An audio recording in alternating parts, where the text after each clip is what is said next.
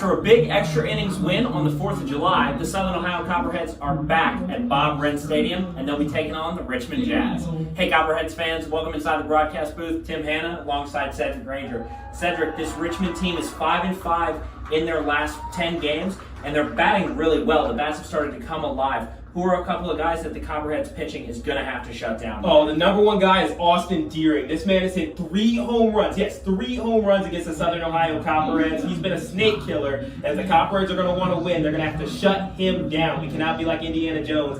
And we're going to have to make them like Indiana Jones, rather, and have them be afraid of snakes, and we'll see if the Copperheads can do that. But Copperheads, we are 3-6, or 3-0. We won 3 of our last 6 now. And that's a pretty good streak. After losing 6 straight, we've kind of gotten back to that midpoint there where we're going through stretches. Now, here's the time. Put together a win streak. You've beaten the Cincinnati Steam after losing to them 3 times straight. Can they beat the Richmond Jazz after losing to them 3 times straight? Only 4.5 games back in the division. Colin Ryan will be on the mound today for the Copperheads. He's put together a couple of really good starts in his last appearances, so he'll have to just continue to pound that strike zone. And if the Copperheads are able to only use 2 pitchers in this game like they did against the Cincinnati Steam a couple of days ago, they're going to be in really great shape.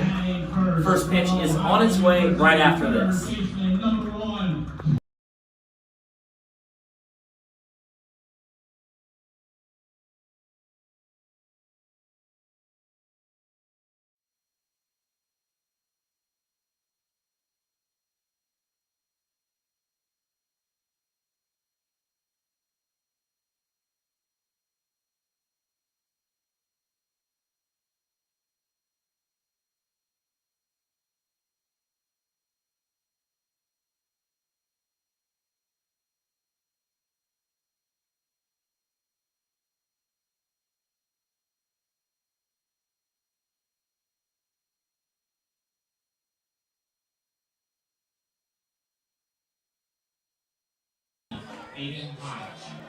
Live from Bob Wren Stadium on a beautiful Thursday night, Southern Ohio Copperheads baseball. Tim Hanna alongside Sedric Granger, as well as a couple of very special guests tonight. We've got the Ohio University Journalism Camp, high school students getting a chance to come watch a little baseball, practice their broadcasting skills. So you'll hear a couple of different voices tonight. Colin Ryan on the mound for the Copperheads. First pitch in there for a ball. He'll be working against Aiden Hines, the sophomore second baseman from Ball State. Send that one down the line, but foul. So we'll do it again here at 1 and 2. Yeah, Tim, it's great to be able to be a part of the high school journalism workshop. We actually have our first student right here in the booth with us. We are here with Bronwyn. And Bronwyn, how you doing? I'm doing pretty good. I'm super glad to be here, excited to start off the game, and excited to see how the game goes. Yeah, we're hoping the Copperheads can get a win. We'll see if Brian can get it done.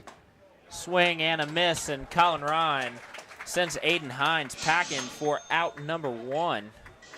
Next up will be Cade Parker, the sophomore shortstop, Gulf Coast Community College.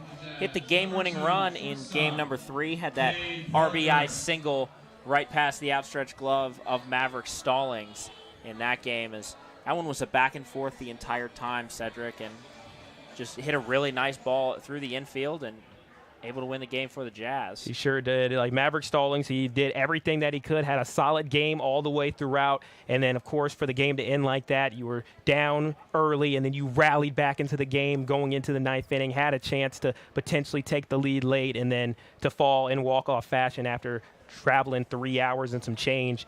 It's not an easy thing to have happen. And then Copperheads on the season, they've now lost 3 straight to the Jazz, and that one probably was the most heartbreaking. Yes, it was. Defensively for the Copperheads, got a couple of switches from what we saw the other day against the Cincinnati Steam.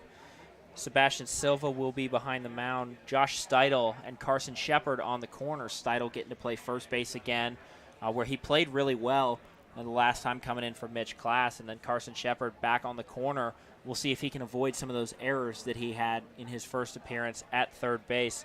Middle infield, familiar combo, Gunnar Aldrich and Maverick Stallings. Outfield, Trey Rucker, Kyle Ratliff, and Diego Ortiz. Ortiz been playing really well in his last couple of appearances as well, taking advantage of his opportunity. Of course, and I'd like to mention Trey Rucker. Trey Rucker is from Texas, which, Bronwyn, you're also from Texas. Tell us a little bit about that. Yeah, so I'm coming out all the way from Dallas, Texas. Came up north to, get better with journalism and catching baseball. So I'm glad there's a fellow Texan, and hopefully they represent well. Yeah, he has been represented pretty well on the season, has driven a couple RBIs, but the thing that he's most known for is those stolen bases. So we'll see if Trey Rucker can get one for you. Pitch misses low. Make the count 3-1 to Cade Parker.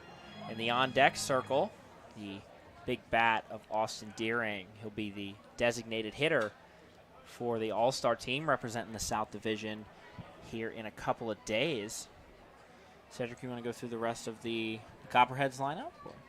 Actually, yeah, for the Richmond Jazz lineup, yes. We got Hines, who batted first. We saw him strike out. We had Parker, who's batting right now. Then you got Deering, the guy who we said in the pregame show we want to turn him to Indiana Jones and make him afraid of snakes.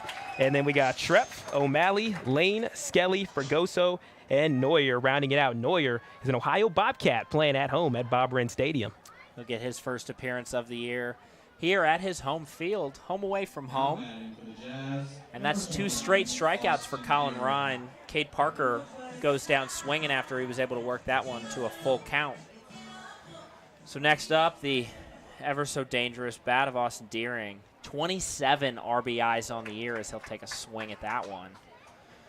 Deering leads the league in RBIs, and as I mentioned just a moment ago, will be the starting designated hitter for the South Division. He'll play alongside Josh Steidel and Mason Nadolny in those first couple of innings. Called strike for Austin Deering. Yeah, Austin's got some crazy stats. Brown, would you like to read us off some of Austin's stats? As he mentioned before, he has an RBI of 27, which is leading and is entirely insane. And we're thankful to see so far that Colin, our pitcher, is holding him back and keeping him at the mound. So hopefully he doesn't get any runs and doesn't allow any people to get to the bases. But we also see that he has an average of a .311, and he's walking. Got him down swinging. And that's strikeout number 3, out number 3. So the Copperheads go the Jazz rather go 1-2-3 here in the bottom of the first inning. And when we return, we will see the top of the lineup for the Copperheads: Carson Shepard, Gunnar Aldrich, and Kyle Ratliff. Thank you for joining us today. Hope you had a little bit of fun. Thank you so much for having me.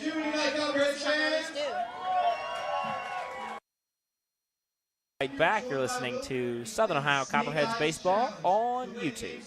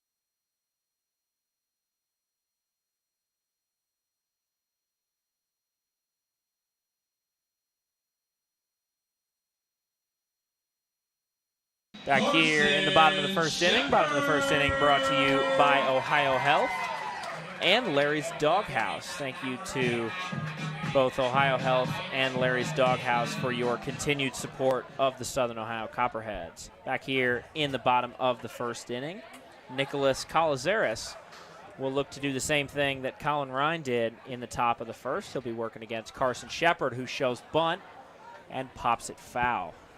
Yeah, we have a new guest from the Ohio Journalism Workshop. We have Joel here representing St. X out there in Cincinnati. How you doing today? I'm good. I'm excited to be here.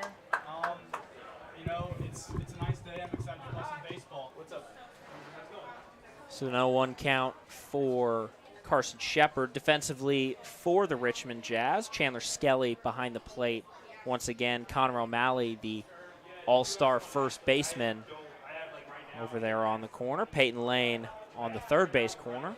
Interior of the infield, Cade Parker and Aiden Hines. Outfield, Joey Fragrasso Jr., Trenton Neuer, and Brandon Schreff. 1-1 pitch to Shepard is high. Will even the count at 2-1. Joel, you want to go through a couple of Carson Shepard's batting stats on the year? Yeah, he has 14 hits. He has 14 hits, 9 runs scored, and he's been hit by 7 pitches, and he's got a .429 on base percentage, and it's gone up by .386 this weekend. Yeah, he's one of those guys. There's a reason Coach likes to keep him at the top of the lineup, as he is such a high on-base percentage guy. And then obviously you see the stolen bases to go along with that, 9 of them. So a guy that likes to take advantage of getting on base. Payoff pitch to Shepard is low, and Shepard will march down to first base. His 10th walk of the year gets things going for the Copperheads here in the bottom of the first. Yeah, Tim, he just always seems to find a way to get on base, whether it's off of errors, where he had that one game recently against Xenia where he reached on 3 errors in a game, and he just finds his way to get on there, whether it's by walks, singles, or just errors. And a really patient guy in the batter's box, too, so if he doesn't like the things that are coming to him, he'll kind of sit back and wait on them, which unfortunately sometimes lead to higher strikeout numbers. He does have 9 on the year. First pitch to Aldrich misses outside for ball number 1. But Copperheads hoping they can strike early in this. Something we've talked about before offline is the Copperheads, in games where they do strike early, tend to fall behind really quickly afterwards. So probably a big point of emphasis today for head coach TJ Lanning.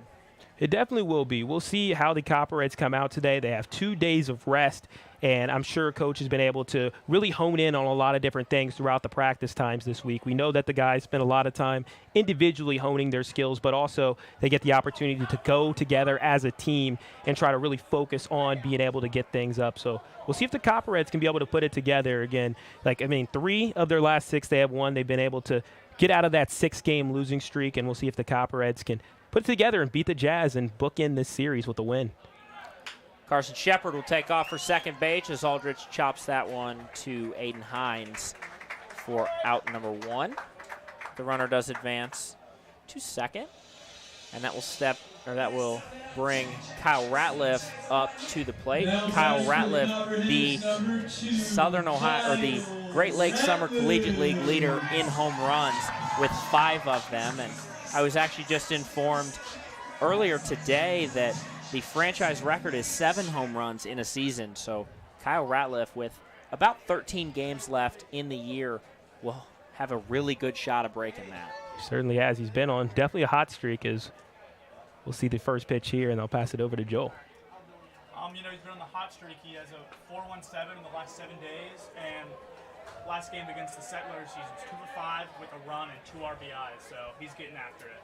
He certainly is. He got a day of rest on the 4th of July, and then, of course, with the Cincinnati Steam game, the second one being moved, it allowed a lot of time for Kyle Ratliff to be able to relax and get ready for the All-Star game coming up, where he'll be at the Scouts Combine. He will be. He will be an alternate in case of an injury or anything like that, but definitely looking around the league, one of the biggest snubs, if you could call it, that he likely won't get a chance to play in the All-Star game, but still a really good opportunity for him to to get to go out to that scout showcase and really show off what he can do, is he's one of the elite center fielders in this, as well as the dangerous bat. Swung on for strike number 2. So behind in the count, 0-2, 1 out. Carson Shepard on second base. The crowd's starting to trickle in here a little bit. We've, of course, got the journalism workshop here today, but it's also alumni weekend, if you want to call it that. Tonight and tomorrow, we'll be doing a lot of activity for the alumni in tomorrow's game. So looking forward to see all the former Copperheads with us this weekend. Yeah, they'll get a DH against the league-leading Xenia Scouts, which should be for an interesting matchup. The Copperheads have a chance to win that series. They are 2-1 against the Xenia Scouts this year, so we'll see if they can be able to close them off. Check swing did not go. A low pitch, so that'll make the count 1-2 to Kyle Ratliff. Yeah, Sedric, those 2 days off, 2.5 really, because we played the matinee game on Sunday, and a lot changed in that division. We'll get to the divisional standings here later in the broadcast, but lots of movement and lots of room for mobility, as there's a pretty big sandwich there in the middle of the division. Kyle Ratliff will go down looking for out number 2. And that brings up Josh Steidel, the all-star catcher. Starter number 15, Josh Steidel. Ethan Sargent said it better than anybody. Josh Steidel, one of the best catchers in the Great Lakes Summer League, and will be the starter behind the plate for the first 5 innings of that all-star game.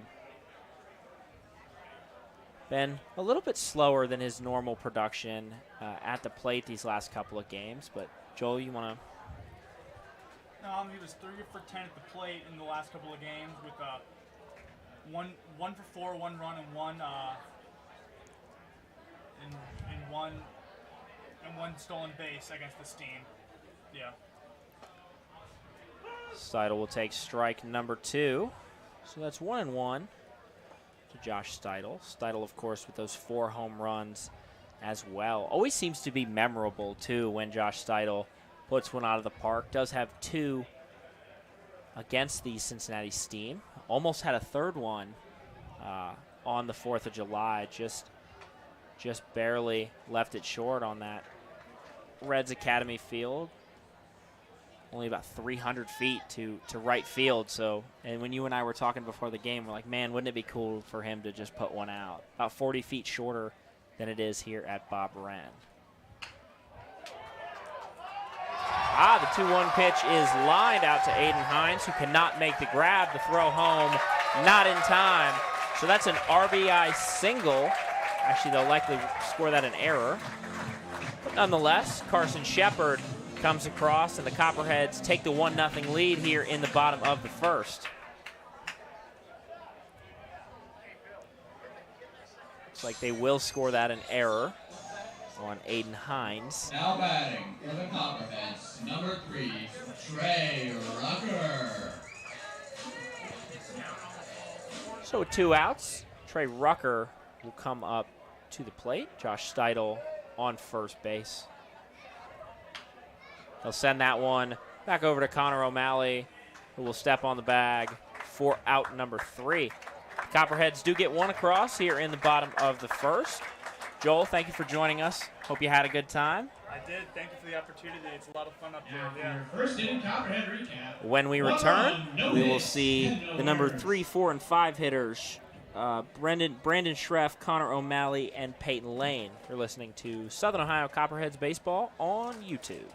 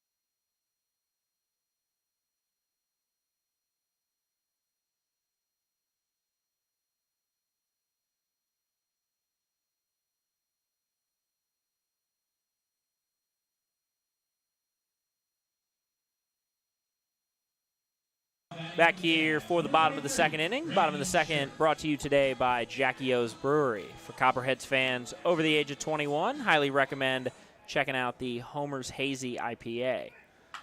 Got another special guest here as Schreff will send that one out to left field. Trey Rucker makes the catch for out number 1. Another special guest here this inning. Top of the second, we've got Jillian. Hi. Jillian, nice to have you. Thank you, and happy to be here. Next batter for the Jazz will be Connor O'Malley. And Jillian, why don't you tell us a couple things about Mr. Connor O'Malley? Yeah, goes to Wittenberg from Avon, Ohio, and he's an all-star starter. Starting over at first base. Be playing with Josh Steidel, Mason Nadolny in those first 5 innings. The 0-1 pitch from Ryan is sent back over to Stallings, makes the throw in time for out number 2. That one kind of dragged Steidel off the bag a little bit, able to keep his foot down as he was sliding off to make the out. Yeah, it's interesting seeing Steidel back at first base. We've seen him at catcher a lot. That's where he's going to be an all-star at. But him at first base today, we saw him do it very well earlier this season in his one only other chance. So we'll see how he performs in this game. But so far, so good. And him and Maverick Stallings seem to be on the same page. Showing a lot of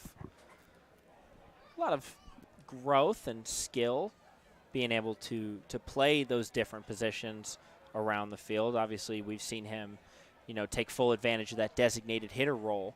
Of course, loves being behind the dish, as you said, where he's an all-star, but also able to get some work over there at first base as the 1-0 pitch is fouled back, even the count at 1-1. 2 outs here in the top of the second. Copperheads lead it 1-0 here on the Scripps High School journalism night. Got a lot of young journalists here with us, and we're kind of showing them how we do it a little bit. Maybe see some future Copperheads here tonight. See some photojournalists down there on the field. We saw a couple other people around the park as well, as Lane will go down swinging for out number 3. Jillian, thank you for joining us. Yes, thank you for having me. When we return for the Copperheads, we'll see Sebastian Silva, Maverick Stallings, and Diego Ortiz, the 6, 7, and 8 hitter. You're listening to Southern Ohio Copperheads Baseball on YouTube.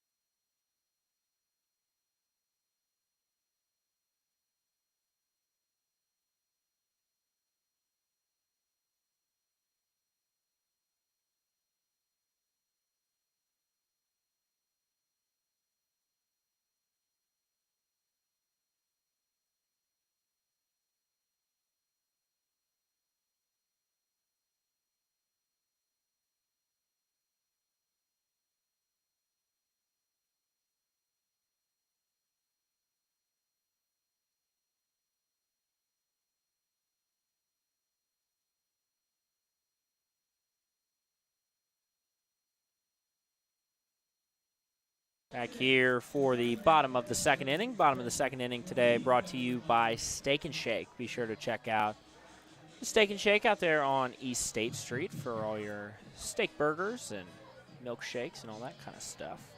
Another guest here in the booth with us today. We've got Scarlett, just graduated from Madison Christian and will be attending OU in the fall. Scarlett, it's nice to have you. Thank you. It's great to be here. I'm very excited. First pitch to Sebastian Silva in there for a strike. Nicholas Calazares working against the Copperheads today. Already given up 1 run here in the bottom of the, or back in the bottom of the first. That's the second pitch in there for a ball. So Scarlett, big fan of hockey, Yes. but you told us earlier you were looking to get into baseball a little bit more. Yes, that is correct. So I grew up kind of watching the Columbus Clippers because I'm from the Columbus area, and my mom really likes baseball, so I'm trying to get into it more as I get older. So kind of to make her happy, but also it's really, enjoyable to watch. Well, when you do make it down here to OU and you're looking for a summer internship, highly recommend Southern Ohio Copperheads as well as OU hockey and the great things that they do. They've got a lot of opportunities for students to get into broadcasting and media, and they do a really good job over there as well. Second pitch, or the fourth pitch in there for a ball, even the count at 2-2 for Sebastian Silva. Silva this year hitting 107.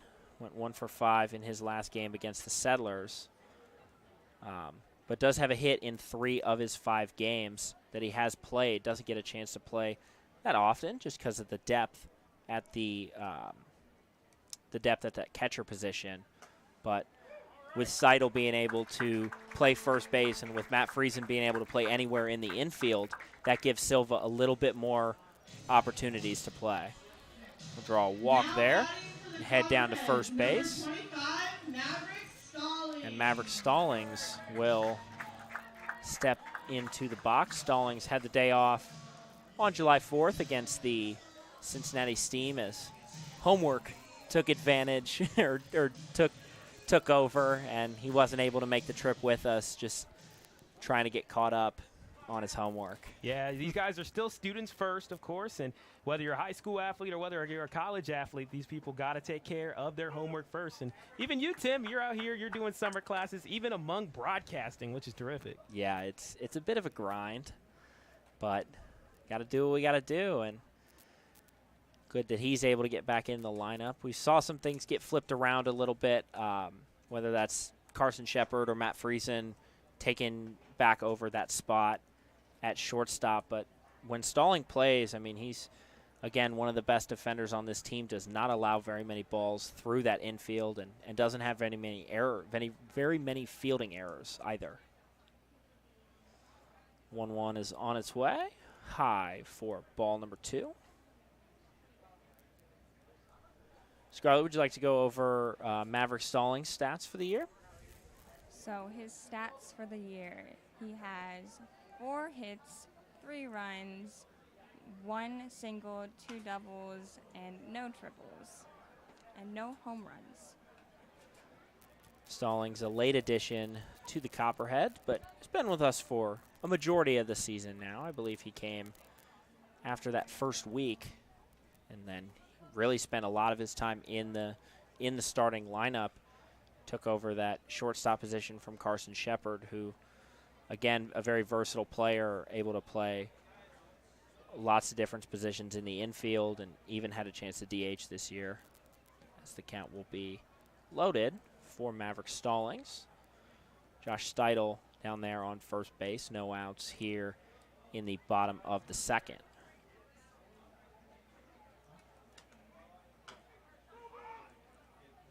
Chopped foul. So we'll do it again here full.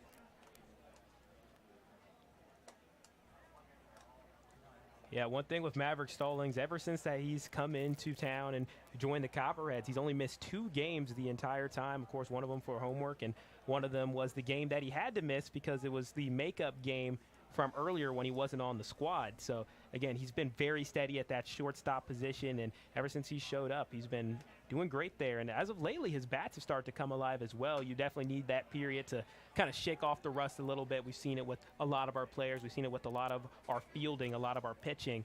So we've seen a couple of errors out the bat. But then as the season went on, he's really came into his own and became a really steady force for this Copperhead squad. And every time he plays the Richmond Jazz, I'm sure he's remembering that game that he had against Richmond where, again, the fielding was fantastic the whole way through. And it's just unfortunate that it got past him that one time. But he has a chance to go out and be able to beat that team that ended up getting you that one time. Stalling draws a walk. So Sebastian Silva will move up to second base. Stallings on first, and that will make room for Diego Ortiz. Diego Ortiz hitting 105 this year. 2 RBIs, so had a couple of big hits in big opportunities for the Copperheads. First pitch. Bounced up into Skelly's glove for ball number 1. Yeah, I heard, Scarlett, that you enjoy going to Columbus Clippers games, which I can really relate to. Yes, I do. I've been growing up going to Columbus Clippers games since as long as I can remember. Skelly will come up to the mound to talk with Calazares and make sure they're on the same page. No outs here, so if Diego Ortiz able to put something in play, things can start to get out of hand maybe for the Jazz. Sebastian Silva, not a slow guy by any stretch of the imagination, not quite the fastest guy on the team, but certainly a quick guy, and something hit out in the outfield, we'll likely see him score as well. 1-0, swung on and missed for strike number 1. Count 1-1 for Diego Ortiz. Diego Ortiz, another one of those guys that a couple of weeks ago came and hung out in the broadcast with me. Did an inning as he'll show bunt, foul that one back into the fence for strike number 2. One thing present really on is that, again, you see the Jazz catcher go up there to be able to try to make some adjustments. He has 3 walks, which we've seen how Coach Lanning gets whenever his pitchers end up walking a lot of batters, and it's been something that's plagued the Copperheads, and now it's interesting to see that happen for a different pitcher, and we'll see if Coach Skelly is going to try to make any adjustments as well. Speaking of Coach Lanning, does a good job of getting out of the way of that one, and count will remain at 1-2 for Diego Ortiz. But yeah, you talk about the walks to strikeout ratio, and Calazares is one he would like to probably improve on. Now 17 walks to only 10 strikeouts on the year, has a 4.3 ERA, so something that he would definitely like to lower. And we've seen it with a couple of the Copperheads pitchers who have maybe started slow, had a lot of walks in their first couple of outings, really kind of settle in, find the strike zone. Look at a guy like, we'll use Matt Gilkey as an example, really struggled with the walks in his first appearance and then came out against Xenia and only allowed 1 run through 5 innings in the last time we played them. 1-2 pitch to Ortiz is swung on and missed, so he'll go down on strikes. And that will bring the designated hitter Ian Crump up to bat. Scarlett, would you like to go over Ian Crump's stats for the year?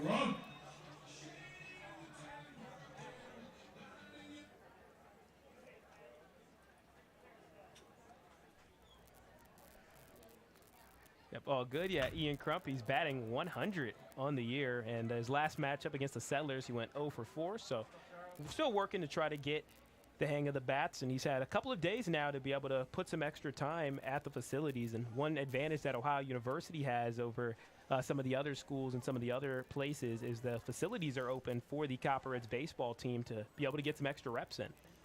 Able to go get practice, whether that's in the morning before the team bus or obviously on those off days as well. The 0-1 pitch swung on and missed for strike number 2. Only 1 out here in the bottom of the first. Sebastian Silva on second, and Maverick Stallings on first. Copperheads lead it 1-0 against the Richmond Jazz, a team they would like to get one final win against. This will be the last matchup that the Copperheads face the Jazz this year. Would like to end on a high note. Won the first game, and then, of course, lost the next 3 games to the Jazz. Yeah, Tim, early season, it was a series where we thought the Copperheads would have no problem. We saw the first game. We saw some lead changes, but 10-6 win. It ended up being something where the Copperheads really cruised, especially from that big 8th inning where we even saw Bam Thomas hit a home run, which was his only one of the season so far this year. But ever since then, it's been all Jazz in this series. There's been some bad losses, the 12-6 one with all the lead changes, and then the game just left them in the 7th, 8th, and 9th inning. And the biggest thing that happened in that game was all the errors. There was 5 errors by the Copperheads, and it really stood out. Then the next day, we had a great pitching performance and then just fell just short. You do everything right. Coach gave a speech beforehand on all that they needed to do. They needed a starting pitcher to go 7 innings. They needed the bats to be able to be opportunistic at the right time and to be able to come back, and they did all of those things. It just all fell short. So, again, it's frustrating when you meet those things and you know you can beat this team, and, again, you just fall short a few times. And, of course, the Richmond Jazz, a couple of really solid pitching performances from their guys as well. You talk about Ben Epperly, Parker Myrick, another guy that came in and shut this team down. Myrick, 2 innings, only 1 run, 1 hit, and 2 strikeouts. So being able to take advantage of those pitchers is something that the Copperheads have kind of struggled with a little bit, and we've seen it against a couple other teams. The only one you can't really point a finger at is the Hamilton Joes, because, of course, they've got 3 all-star pitchers, 3 or 4 all-star pitchers, I believe. 11 total all-stars from that team, so. Yeah, the Joes are always going to be a tough out. We'll play the Joes coming up here on Sunday for round number 5 between the 2 rivals. But, yeah, with teams like the Richmond Jazz, teams that don't have as much depth, the Grand Lake Mariners as well, if you can get past the starter, that's really what it all comes down to in games like that. And Copperheads, fortunately, we don't have to face against Matthew Dickey today on the mound, as he's the all-star pitcher for the Richmond Jazz, and his numbers were absolutely scary when we were looking at it throughout the year, and did very well against the Copperheads when he started against them in game number 3 of this series. But for the Copperheads, again, the same sort of strategy, get to the bullpen. Dickey, in part, won his GLSCL Pitcher of the Week, award due to his performance against the Copperheads. Crump will foul that one out. The count is still 2-2. Who's Ian Crump, who's been battling this at bat, trying to get a couple of guys across. Sack fly. Opportunity to advance the runners is in play. 2-2 pitch. Chopper to Peyton Lane, who will throw over to first in time for out number 2. But the runners do advance. Here were 2 outs, and it'll be the top of the order. Carson Shepard will come up to the plate. Carson Shepard, one of the only run in this game to come across the plate. Got on by walk, a full count walk, able to get on base, steal a base, and then, of course, on the error by Aiden Hines, able to come across the plate and score. 2 outs. Runners on second and third. First pitch to Shepard is sent out into shallow right field. That will drop at the feet of Brandon Schreff. 1 run will come across. The throw home, not in time. 2 runs come across for the Southern Ohio Copperheads on the RBI single from Carson Shepard. That's a good piece of hitting right there from Carson Shepard, especially in that sort of area of the ballpark. The right fielders, they cannot see the ball very well, so the sun is going to be setting over that area. It seemed like the right fielder had no idea where the ball was. Schreff, pretty decent pretty decent outfielder, and doesn't drop too many of those. But I think you're right, Sedric. The way he kind of approached that ball, it looked like he couldn't see it very well, couldn't judge it, and wanted to avoid giving Carson Shepard at least any more bases than necessary. Gunnar Aldrich will come up now. Take ball number 1 with runners with a Carson Shepard on first. 2 runs already scored this inning. Copperheads trying to get out to an early start, and that's one thing that Coach Lanning talked about in their game the other day, where they led coast to coast in that one, and he talked about what a great feeling it was to be able to lead that entire game and really be comfortable out there the entire time. Yeah, we'll see if the Copperheads can continue to play, again, like a team that's on fire. You don't have a lot of chances to come back in the season. It's starting to get less and less, and oh my goodness, what a great stop by O'Malley. The throw over to first in time on the reach from Nick Calazares. Got Gunnar Aldrich for out number 3, and what an athletic play by Connor O'Malley. Yeah, that was insane. He got his left glove out there, made the stick, and we're like, oh, did he make the catch? Did he make it? It was kind of holding us in a little bit of drama. He turned around, made the play, and it was just in time, fortunately for the Copperheads. So, Scarlett, thank you for joining us here in the bottom of the second. Hope you enjoyed yourself. When we return for the top of the third, it will be the 8, 9, and 1 hitter, Georgie Fragrasso Jr., Trenton Neuer, and Aiden Hines. You're listening to Southern Ohio Copperheads Baseball on YouTube.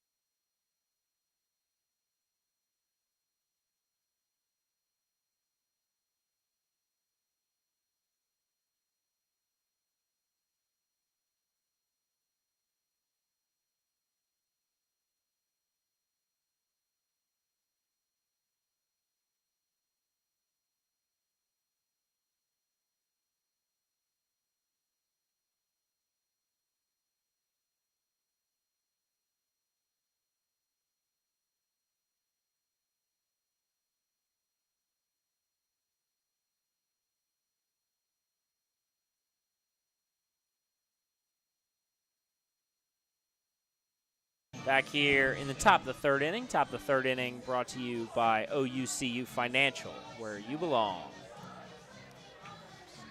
So here in the top of the third inning, Chandler Skelly, the number 7 hitter, will go to work first against Colin Ryan. Another guest here in the booth with us for inning number 3, Alexander, or yes, Alex sir. Rather. How are you? Yeah. I'm doing great. How are you doing? Great day for baseball here at Bob Wren, as that one's on a line over to Carson Shepard, and Chandler Skelly goes down on the fly out to third base. Yeah, Alex, what do you think of that catch? That was a nice reaction right there from our third baseman. Carson Takes a lot Shepard. of skill to see those balls coming so fast, you know what I mean? Yeah, for sure, for sure. And again, these players, they always really just impress me with the way they can do things. We saw a Superman-like catch earlier this season as well, and you'll see all types of acrobatic plays. We saw from O'Malley on the other team just now, and now we see a little bit of our own work. First pitch swing in for Georgie Fragroso, sends that one out to Diego Ortiz for out number 2. So 2 quick outs here.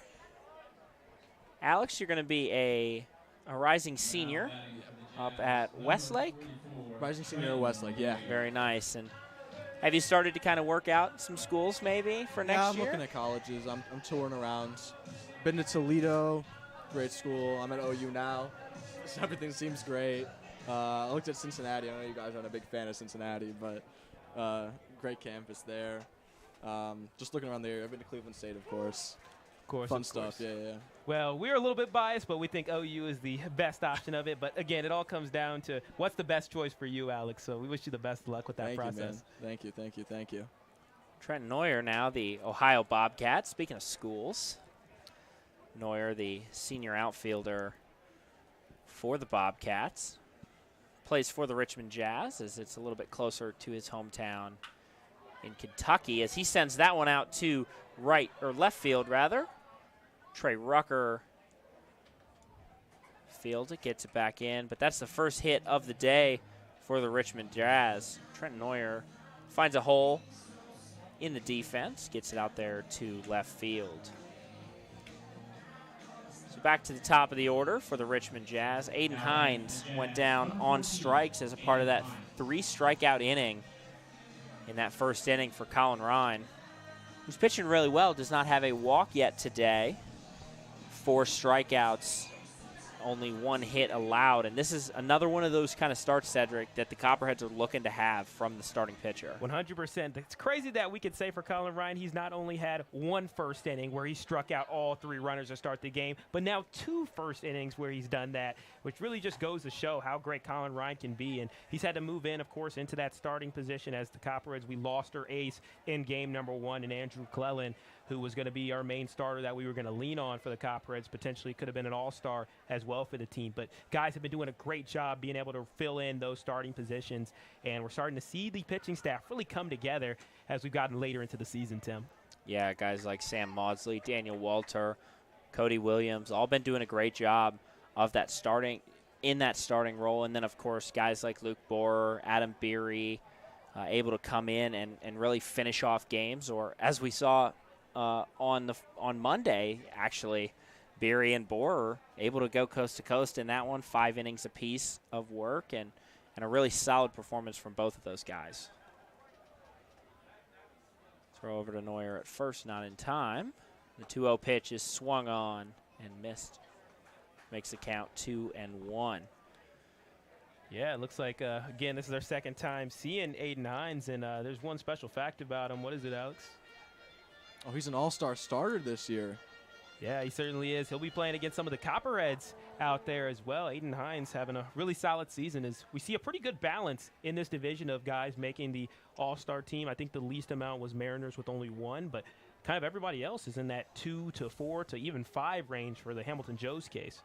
It's just tough because the Hamilton Joes had 11 all-stars that made the team. But, yeah, it's great that these guys are able to show off their skills, and it helps a lot too when these players are maybe interested in changing schools. We saw Daniel Walter able to transfer schools as well. I believe he'll be going to Tennessee Tech now, transferring from Tyler Junior College. Throw back over to first. Not in time. Steidel able to corral that. So the count's 3-1 to Aiden Hines. Ryan trying to avoid his first walk of the day here with 2 outs in the top of the 3rd. Kick steals, sent out to Kyle Ratliff in center field. Underneath it for out number 3. Well, Alex, thank you for joining us. Good Thanks luck for having your me. senior year of high school, and hope maybe see you down at OU. Potentially. When we return in the bottom of the 3rd, Kyle Ratliff, Josh Steidel, and Trey Rucker, the heart of the order. You're listening to Southern Ohio Copperheads Baseball on YouTube.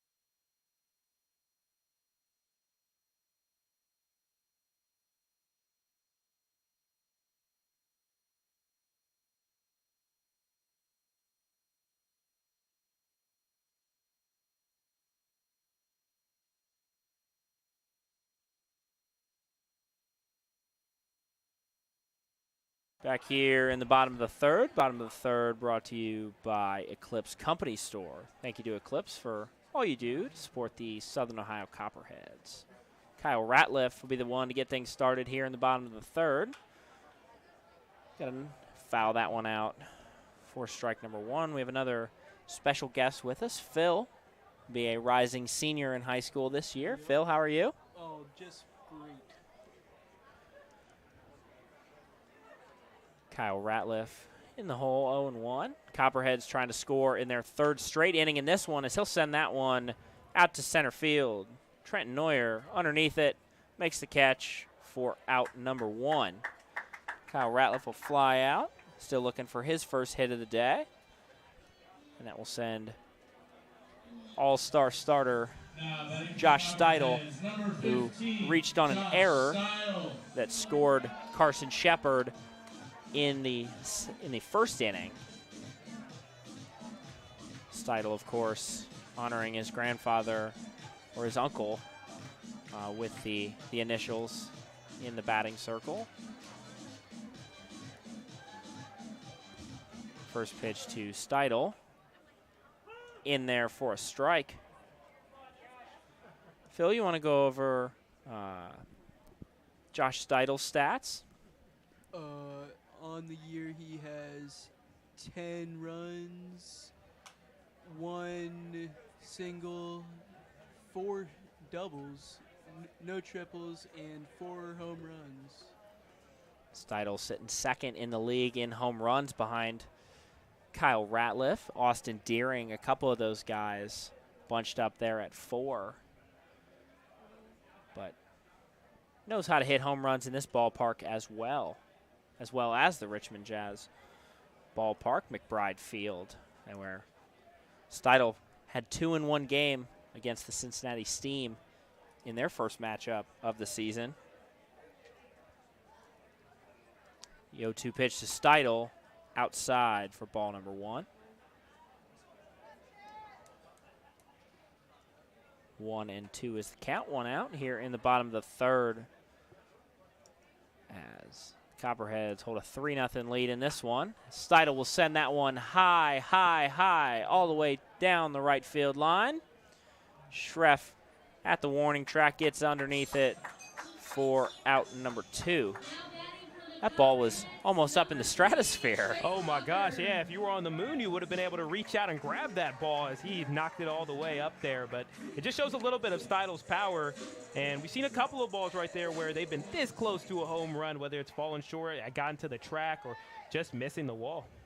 A guy that's looking for his first home run of the year, Trey Rucker, the Arizona State product, sophomore, who's on a bit of a cold streak. Yeah, Phil?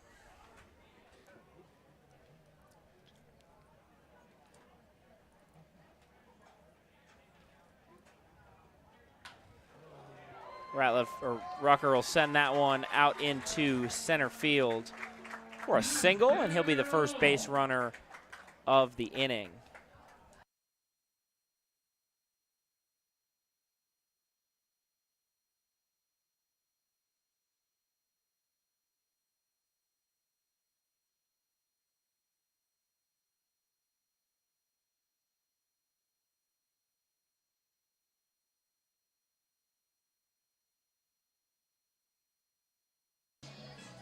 So with Trey Rucker on first, Sebastian Silva will step up to the plate.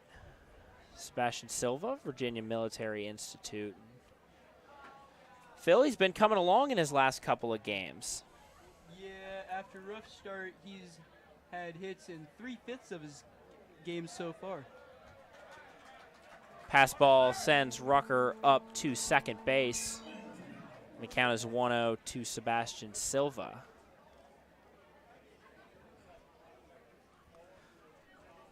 Pretty good-sized crowd here for a Thursday night, getting geared up for a big weekend. It'll be alumni weekend here for our game Friday night. Excited to have everybody back at Bob Wren. 100% Tim, and we also have a special guest in Lucas Moore, who's back right here. What's going on, Lucas? We'd love to have it. He's a former broadcaster for the Southern Ohio Copperheads, so great to be able to have him What season? here.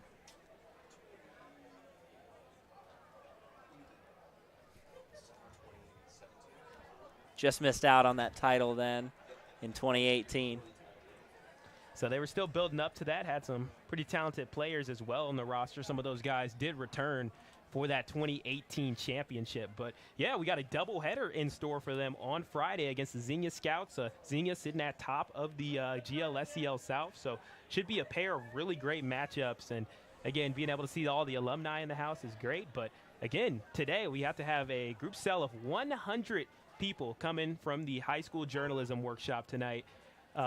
Whether it's students, whether that is the adult professional leaders, as well as our student that are camp counselors as well. So, again, we've loved being able to have so many students come in here, and we respect all the bravery of students like you, Phil, being able to come up here. And even though, again, not knowing a lot about the team and everything like that, still being brave enough to go for it.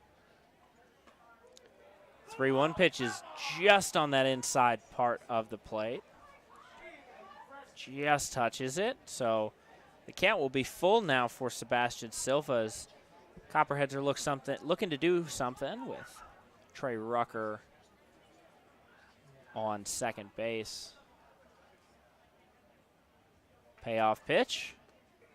And that one will hit Silva. So he'll get to march down to first base with 2 outs. My goodness, look at how far the baseball ricocheted backwards. That's insane. It almost came like it was like a bunt off of the bat. That's how hard the pitch hit him, but we're glad Silva's able to walk it off there. That's definitely no easy thing, and he just has to ask Carson Shepard how to be able to overcome those, as he's been hit by pitch more than anybody. Yeah, I was just getting ready to say that actually, Sedric, and if there's one guy on this team that knows what it's like to get hit by a pitch, it is Carson Shepard. He's had it happen quite a few times this year. At one point was leading the league in hit by pitch. Now I believe a couple other guys are now ahead of that, but personally that's not a thing I'd like to lead the league in, whether regardless of how my on-base percentage looks. But so Maverick Stallings will come into the box now with a runner on first and second. Silva, his second time reaching base today, scored in that second inning. Trey Rucker on second. First pitch to Stalling will be low for ball number 1.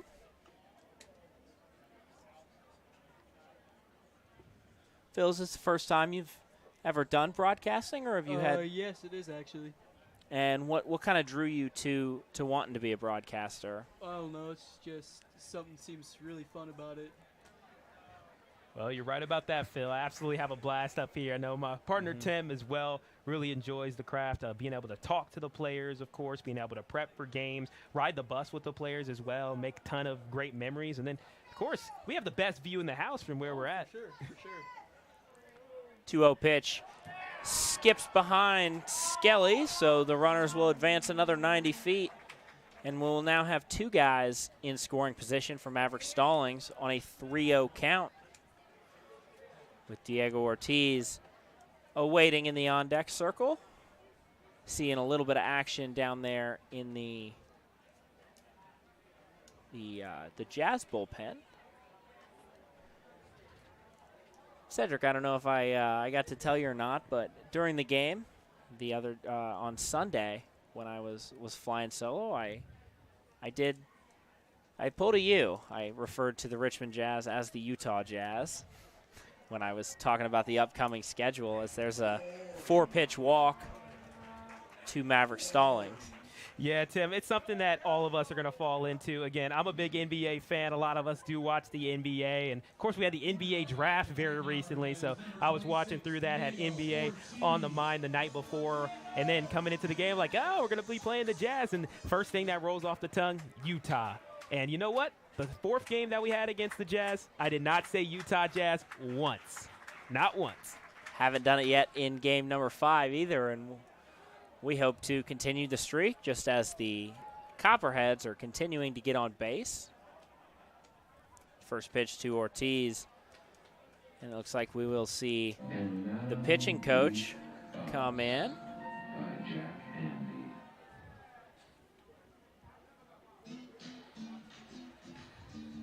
Coach Megarican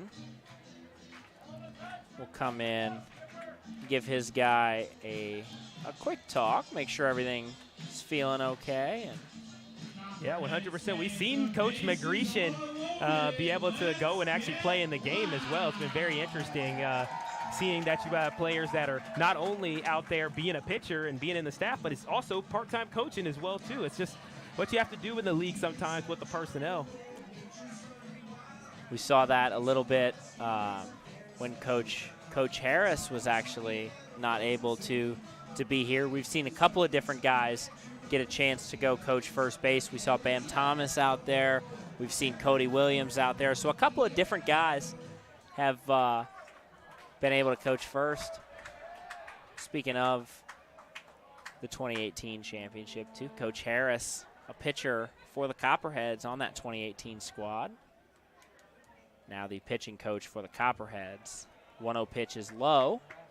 Makes the count 2-0 to Diego Ortiz.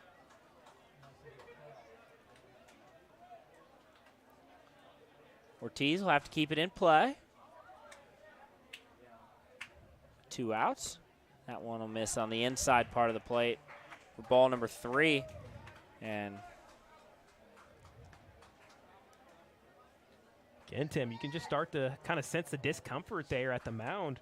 Again, Copperheads haven't had a lot of pitchers that have been giving them some walks and everything like that. So we'll see if the Copperheads can force another.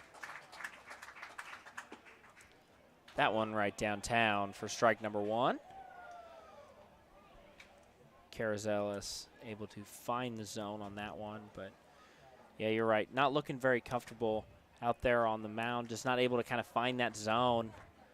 Pitching with decent velocity, but not able to hit the zone, as Ortiz will send that one out to Schreff. Gets underneath it for out number 3. So the Copperheads will leave them loaded here in the top of the 3rd. Phil, thank you for joining us. Of course. Thanks for having me. And good luck your senior year of high school. Thank you. When we return for the top of the 4th inning, we'll see Cade Parker, Austin Deering, and Brandon Schreff. You're listening to Southern Ohio Copperheads Baseball on YouTube.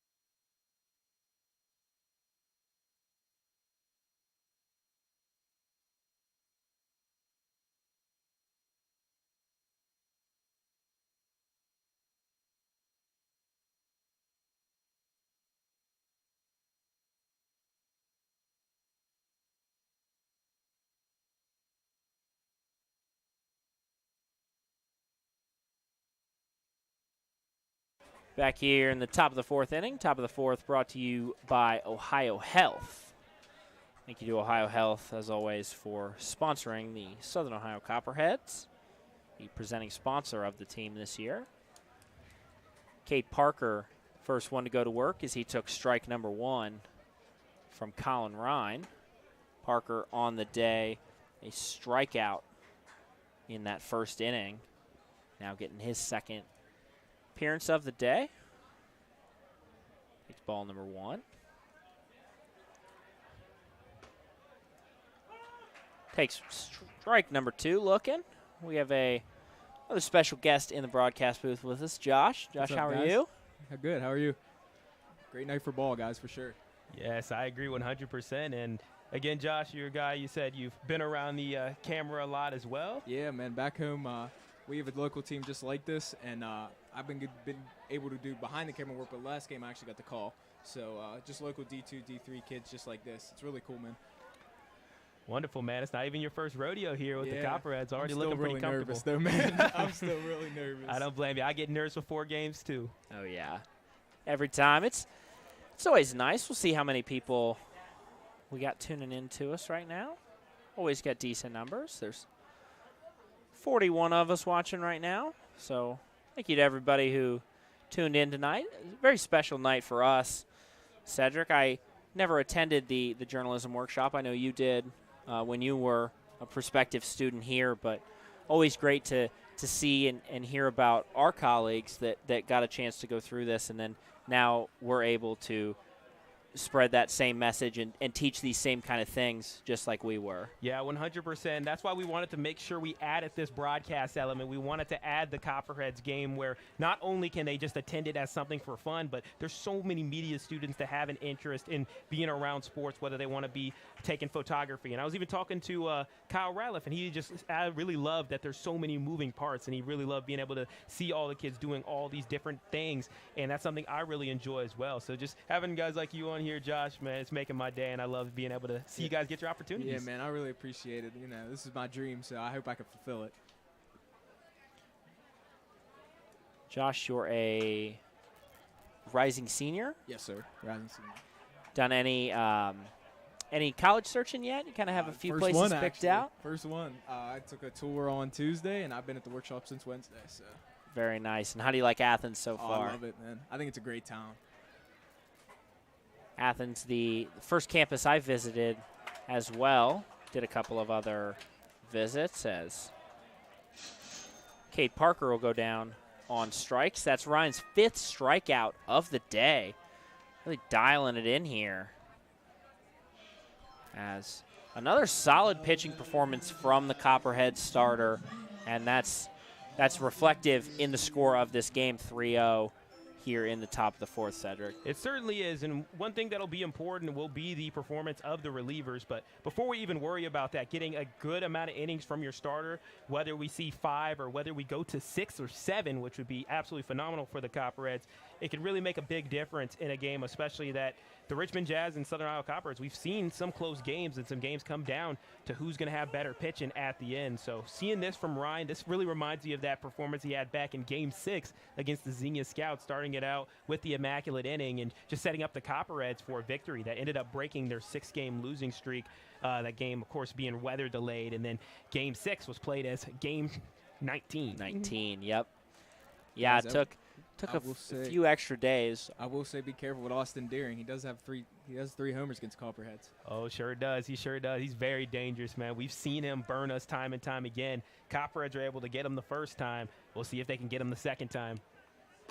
2-1 pitch right down Court Street for strike number 2. And we'll even the count at 2-2 for Austin Deering.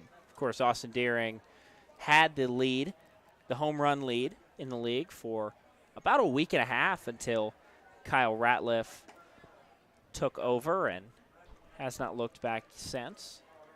Deering will be the designated hitter starter for the All-Star game next week.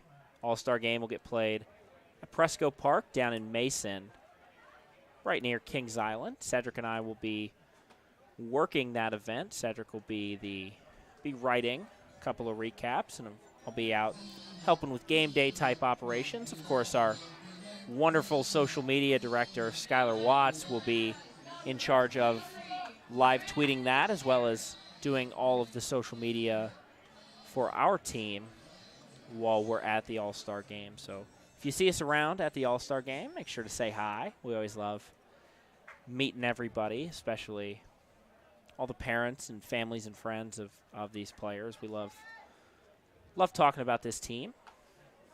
That one will get behind Silva, and Deering will advance up to second base. It's one out. Brandon Schreff, Troy University. Also a pitcher, but playing a little right field today. Flew out to Trey Rucker, his first at-bat.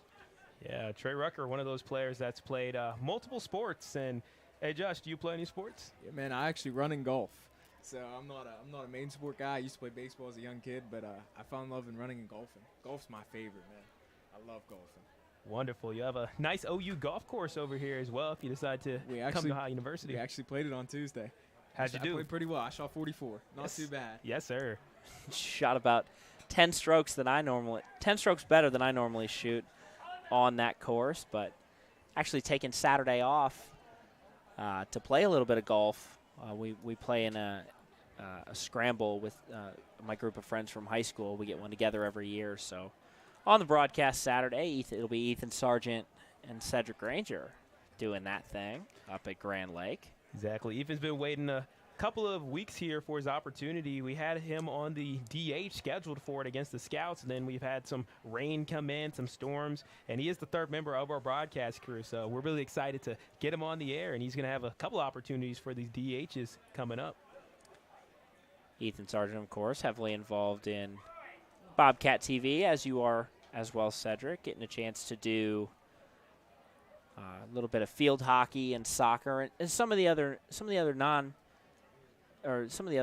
like nationally broadcasted games, softball, baseball, a couple of those other sports that you guys are involved in, and it's a great opportunity for students that come to Ohio University to join that Bobcat TV crew and get a chance to maybe get some practice doing some games, so that one day when an opportunity like something like the Copperheads comes across, they'll have a little bit of experience before they come in.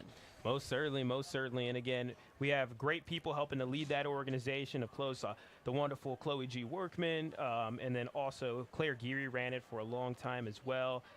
Just great people that have been able to help everyone get in the opportunities to be able to get practice calls, to be able to get some broadcast in, and again, being able to learn new sports. A lot of us, we don't get to watch field hockey a lot growing up. Soccer is something that maybe we've definitely been shown a lot and we've been able to watch it, but it's definitely not the national sport of America. So being able to see that and have those opportunities has been just really big for being able to put yourself in positions to excel in internships like this. And there's really nothing like being a freshman at OU and being able to call Division I sports from day one. It's phenomenal.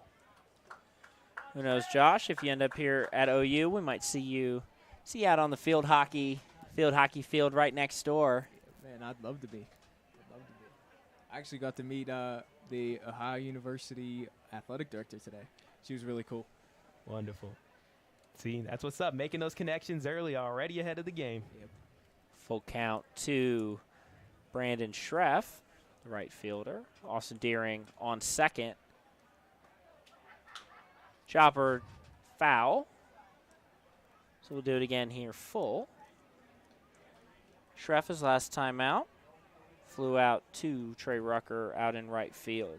Guys, the Jazz are really getting some good at-bats this inning. They're really working the pitch count. Yes, they are. And again, if they're the Jazz, you definitely want to get the Copperhead, or you definitely want to get Colin Ryan off of the mound. He's a guy who's pitching very well against your team, get that pitch count up. And one of the weaknesses has been the relief group for the Copperheads. Is really, aside from Beery, a lot of people have been struggling or going through slumps as of late. So we'll hope to see if the Copperheads can shore it up. Got him looking. Strike number 3 for the second out of the inning. That hit the inside corner pretty well right there. Got him down looking. Goes down on strikes. So Connor O'Malley will come up with 2 outs. And Cedric, back to your point, Won't see Adam Beery in this one. Won't see Luke Borer in this one. Haven't seen Josh Robinson or Jarrett Oakes in a couple of days, so likely go to one of those two guys, as well as Jake Jordan, Dylan Herner, Andrew Yeary, or Sean Peck even, as there's a fly out to Kyle Ratliff in center field. So no runs off no hits and a walk for the Richmond Jazz.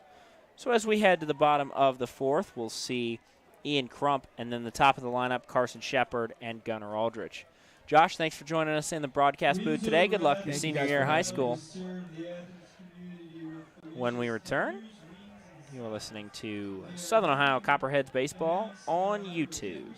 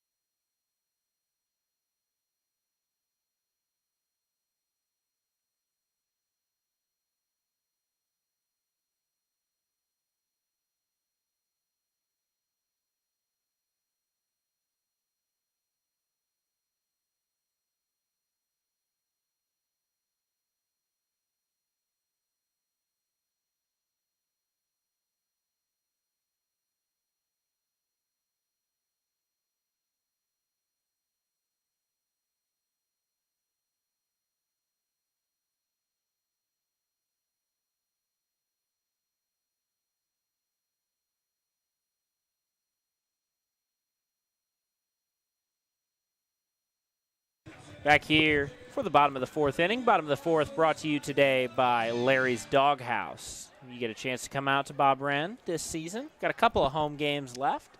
Make sure to try out that Copperheads Crunch Dog, one of the best creations Larry's Doghouse has for us, exclusive to Bob Wren. And thank you to Larry's for all they do. Official concessions of the Copperheads. Got another special guest for us, or with us, here in the bottom of the fourth, Hayden. Hayden, how are you? I'm doing great. I'm really excited to be here. This is awesome. Hayden will be a junior this upcoming school year, so still got a little bit of time left in high school, but have you kind of started looking at different colleges yet? I have a little list that I'm working on, and OU is one of them, so I'm excited to be here, get a nice campus tour today. This is great. 2-0 pitch, chopped back to Carazelis for out number one. So that's the second ground out today for Ian Crump. It's out number one. And now Carson Shepard will come up to the plate. Shepard singled and walked. That single, of course, scored Sebastian Silva and Maverick Stallings in that second inning to give the Copperheads the 3-0 lead.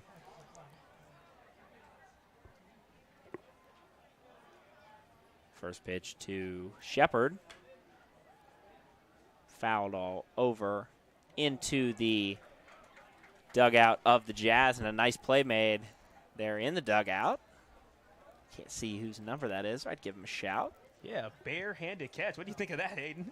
The wall little kind of cut me off here, but from the reaction that you guys gave, it seemed pretty impressive. Yeah, of course. We do have blind spots. This course, Bob Wren is the best for us. We don't get too many blind spots here, maybe behind us and in some situations. But at other ballparks, we've had times where we couldn't even see all the way down the first base line or even down the third base line, and we just kind of have to predict. It was like, pop fly over to right field. I'm going to assume he caught the ball. Sometimes you get that sort of situation. Pitch just misses low for ball number 1, makes the count 1-2 to Carson Shepard. Shepard, of course, really high on-base percentage guy, was at one point in the top 3 in the league in on-base percentage, but has gone up this week. So he'll foul that one back again. I see a squirrel running out on the top of the wall there in center field. Might have a little situation going on if he jumps down. Oh, he just jumped into the bushes. There we go, Hayden. Well, that's something OU is all about. We got squirrels. I'm honestly surprised they chose Bobcat instead of squirrels for our mascot. Shepard will pop that one up to Cade Parker at shortstop. Retire him for out number 2. And now, batting for the Copperheads, number 12, Gunnar Aldridge. So your first full day here at OU. What kind of things have you guys been working on today?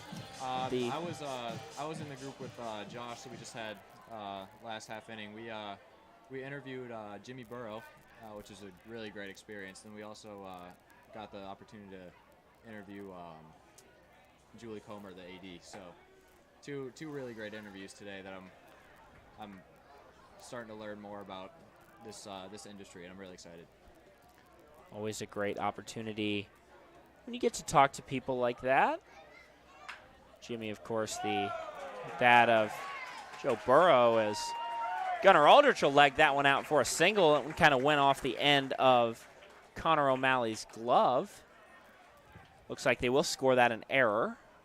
So the second error today for the Copperhead, or for the Jazz. And Gunnar Aldrich will be on first as the home run king of the GLSCL steps into the box, Kyle Ratliff. And Hayden, you want to tell me a little bit about Kyle Ratliff's season so far? It's seeming like he's on a hot streak. Got batting .417 in the last 7 days, .364 on the season. Obviously, as you mentioned, he's got 10 home runs at Southern Illinois, which is really impressive. So I'm really excited to see him go to bat here. Kyle Ratliff, of course, the monster grand slam that I don't think has landed yet, as he'll send that one out into right center field. Gunnar Aldrich rounding third, and Coach Lanning's going to give him the signal. The throw home there will not be. And Gunnar Aldrich comes across on the RBI double from Kyle Ratliff.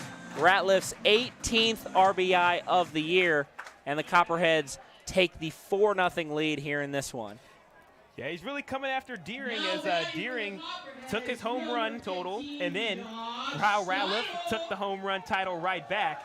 And now we're going to see if Kyle Ratliff can make up some ground on the RBIs. Of course, definitely has a long way to go. He has 18, Deering with 27, but it definitely can't be done. There's time left in the season. And, of course, a lead in all those statistical categories will bode well for your college season.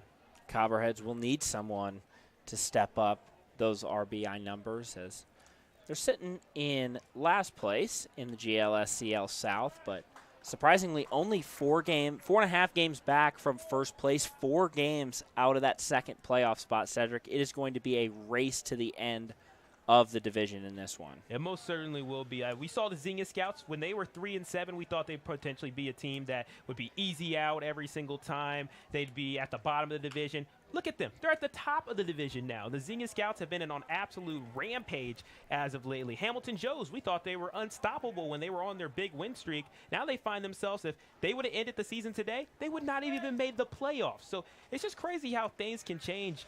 Again, you have so much back and forth going on at the top of the standings, and it all just really depends on how well they've done in the last 10 games. And again, we'll see if the Copperheads can try to make it up. There's definitely a long way to go. Mariners 3 games ahead, but they'll have a chance to at the Mariners coming up this weekend, so we'll see what they can do. Steidel's going to send that one into shallow center field. Cade Parker gets underneath it for out number 3, but the Copperheads get one here in the 4th off the RBI double from Kyle Ratliff. Thank you for joining us this inning, and good luck with the rest of your high school career, and maybe one day we'll hope to see you here at OU. Yeah, thank you for having me. This is a great opportunity. When we return, in the top of the 5th. Peyton Lane, Chandler Skelly, and Georgie Fregroso. You're listening to Southern Ohio Copperheads Baseball on YouTube.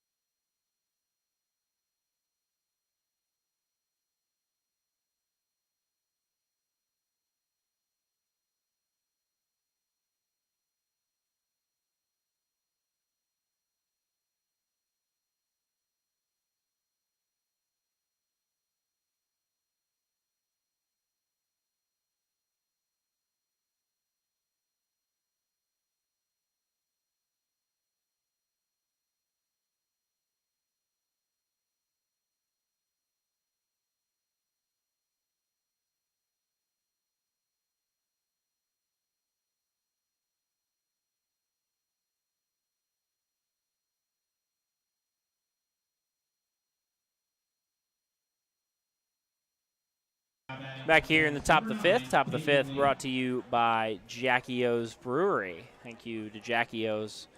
And, of course, if you get a chance to come out here to Bob Wren or Jackie O's, you'll have to try out the Homer's Hazy IPA for Copperheads fans over the age of 21. First guy up in this one is top of the 5th, Peyton Lane. As he pops that one up towards the dugout. Steidel coming over, and that one just goes over the fence. So 1-2 to Peyton Lane. Fan makes a nice grab on that one, and they'll get to go home with that ball, Sedric. Of course, of course. At all Copperheads games, one of the best things is that they have the opportunity to be able to, whatever there's a foul ball or if there's anything that's going into the outfield, we can see Copperheads fans take the baseballs home. It's just something that's fantastic. We saw one of my friends, Carl, his little brother at only the age of 3 years old, was able to take home a baseball. And it's just great to have that souvenir. And they have cases where they can even go during fireworks nights and get it signed by a player. How cool is that? Swung on and missed. For strike number 3, Peyton Lane goes down, and Sedric, the most important batter of the evening, steps to the plate, the hot dog hitter for the night. Of course, if Chandler Skelly goes down on strikes, hot dogs will be discounted to $1 for the remainder of the inning. Of course, Tim, and let's hope we don't see any bunt attempts like we did last time against the Hamilton Joes. Bennett Clement, public enemy number 1 here at Bob Wren after what happened the last time. Skelly will take strike number 1. We're now joined by Lucas Moore, former Copperheads broadcaster. Yeah, I already went down and had my hot dog, so I don't know if I'm cheering for this strikeout or not. There's foul for strike number 2. You might have acted a little bit too early. Well, yeah, I think I was a little too aggressive. I kind of forgot about the hot dog hitter, which shame on me to forget the hot dog hitter. Of course, yeah, right in the 5th inning. I know it was long ago when you were here. I mean, 2017. We're now talking 5 years ago at this point. The 0-2 pitch. Swung on and missed, and Bob Wren's getting dollar dogs. The new favorite member of the Richmond Jazz is Chandler Skelly. Dogs will be discounted for the remainder of the inning. It is. You can already see people filing and walking to go get their hot dogs already, as this is always one of the best promotions that we have mid-game. Well, the hot dog hitter, and then in other leagues, if it's not the hot dog hitter, it's the beer batter. It's the greatest tradition in summer league baseball that I've ever seen. It's done at every level and at every league. Grounder to Aldrich for out number 3. Down goes for Grosso, and I believe it's in the sixth or the 7th inning, but we do the beer batter as well. Beer batters. Yep, Okay, Jackie O's takes care of us on that one. So the Jazz go 1, 2, 3. When we come back in the bottom of the 5th, it'll be Trey Rucker, Sebastian Silva, and Maverick Stallings. You're listening to Southern Ohio Copperheads Baseball on YouTube.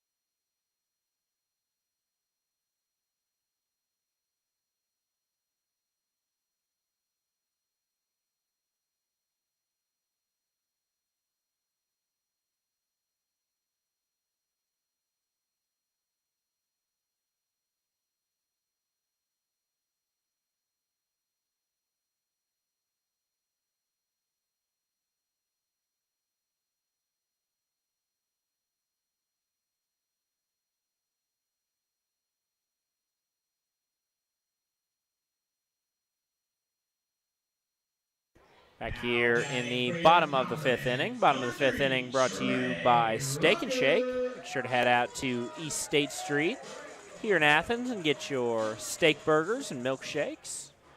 Trey Rucker will be the first one to go to work here in the bottom of the 5th. Joined again by Lucas Moore, former Copperheads broadcaster back in 2017. Yeah, what are you guys thinking? Led me on another half inning. It's insane. Well, you didn't get very much opportunity in that last one, as it went pretty quickly. Yeah, you know, my Copperheads, that 2017 year, we were a great team, bunch of all-stars, a lot of fun, and went out in the playoffs, I believe, first round. Pop fly to Brandon Schreff makes the play. And then I left the next year. I went to the Northwoods League to broadcast in Kalamazoo for the Growlers. Copperheads win the championship. I watched the championship on the bus in another league. I'm like, what is going on, man? Like, that felt unfair. Everybody got rings, you know, because as the broadcasters, guys, you get a ring. Get a ring? Oh. You win a championship here, you get a ring. You Wow. win a championship any summer league, you usually get a ring.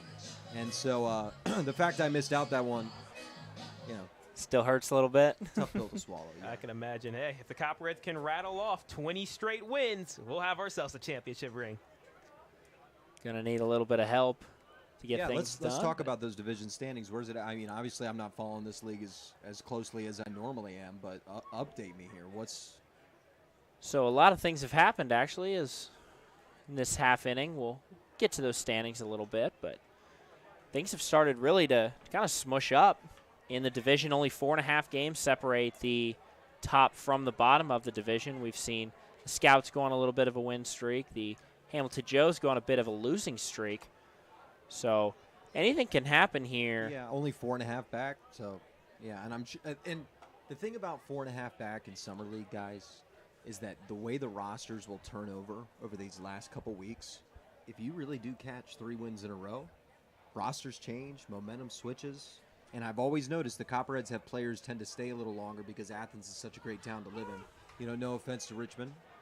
I've been to Richmond many times. Some family in Richmond. I love the Jazz. Is Deanna Beeman still doing it out there for the Richmond Jazz? Or has she moved on from the role? Do you know? I believe know she's moved on. Yeah, Moved we on have from the not met role. her. Well, a lot of great people in Richmond. Great stadium. But this is the best place to live in the Great Lakes League. Absolutely. I mean, undoubtedly. For players, you're at a D1 facility. Your living accommodations are nice. It is an A-class experience for this level of summer league baseball. That, and they're playing in front of these 500-600 people a night, as compared to some of these other parks where we might play in front of 50 to 100 people, without a doubt, on a big night. And there is a dedicated fan base here, and you get nice event nights. And I think the Copperheads are the best experience as a player in the GLSCL. So speaking of that, how has it been being back at Bob Wren?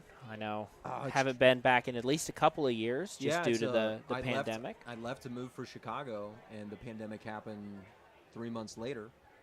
And I haven't been back since. So it's trippy because I'm also connecting life before the pandemic nostalgia with I'm just back at my college nostalgia. And yeah, fellas, just enjoy it. And I'm sure everybody tells you that, but it's more real than you realize. It's a lot of fun these times. And all the times I used to sit in here, Tim, and I'd complain about the heat in the booth, or oh my God, we're down 8. I can't. There's a rain delay. We got a doubleheader tomorrow. I'm just sitting in here, and I was watching you guys behind, and I really thought to myself, I am so angry that I complained for even 1 second while I did this type of opportunity. Because, it's just a unique experience with your guys at your age on this campus, being able to live at the university you go to. I mean, it's A-class experience for you guys as well. So enjoy it. Enjoy the final stretch here. There is give and take, too.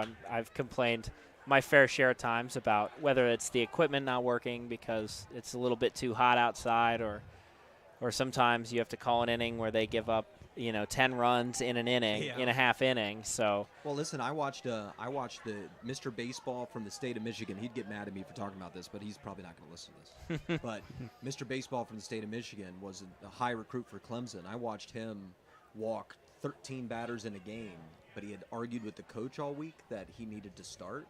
And so the coach just let him in, let him keep walking, guys, and we ended up losing 16-0. So that's an interesting game to broadcast as well. Yes, it is. You kind of have to dig through some of the prep work, kind of hit every talking point. The funniest thing is if I got a text right now, I'd be like, "Man, why are you throwing me under the bus like that?" Exposing them, putting them right on the spot there. 13 walks. Something Coach Lanning would pull his hair out. I mean, it's worse though when the guy is like uber talented, because you just don't understand what's going on. And what I really love about this type of league is, like the Richmond Jazz pitcher. This is a D3 player. He's pitching from 75 to 80, and he's got a mid-4s ERA, and he's contributing on a team that's in a playoff race in a league that's got everything. He's just had some really issues with control, but he gets this opportunity to play in a semi-professional, I consider this near-professional environment, and it's really unique, and I really love summer collegiate baseball. It appears that will be the end of the day for Carrizales, and so we'll take a quick break here, and when we return, we'll see the new pitcher for the Richmond Jazz, and Ian Crump up to bat for the Copperheads. You're listening to Southern Ohio Copperheads Baseball on YouTube.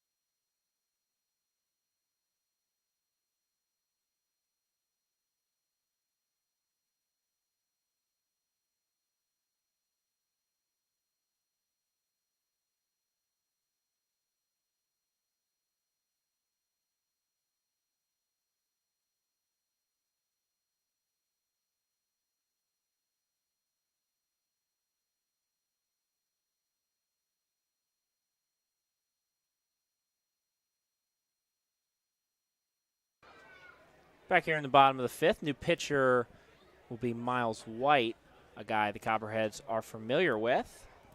Did have a game, did make an appearance against the Copperheads in a previous matchup. And he'll go to work against Ian Crump. 2 on, 2 out here in the bottom of the fifth. Copperheads lead by 4. Still joined by Lucas Moore, former Copperheads broadcaster, hanging out with us up in the booth, helping out with the journalism workshop today, doing the podcast track, Yeah. is it? Yeah, helping out with the podcast track, and I've been convincing him to add some play-by-play stuff. You know, I think there's some real opportunity there. Would love to one day maybe have our future broadcaster out there in the crowd. Of course, and I have a little bit of control over that as I'll be helping to run the workshop for a second year in a row. Yep. And we're going to have a bit of turnover as the great Tim Sharp. He's been there for a long time, been serving with the workshop and serving here at Ohio University. He's going to retire, so it'll be Mark Turner stepping up to fill his role. And now here for the workshop, we'll be able to make a lot of changes as well coming up here and make adjustments and see what people like, what people don't like, and what tracks can be added. Yep. And I'm all for a play-by-play track. Of course, that's my favorite thing about journalism and broadcasting. And know it's the one that you love as well, Lucas. Oh yeah, well, and you know, just the live sports production aspect of it, because it's really different from everything else that you would do at a journalism school that's scripted, and there's skills in scripting. That was a nice pitch, fellas. Rung him up, strike 3, got him looking. Ian Crump will go down on strikes. Had me looking. So we'll take another short break. Looks like we will see Colin Ryan out on the mound again for the Copperheads when we return for the top of the 6th. It'll be Trenton Neuer, Aiden Hines, and Cade Parker. You're listening to Southern Ohio Copperheads baseball on YouTube.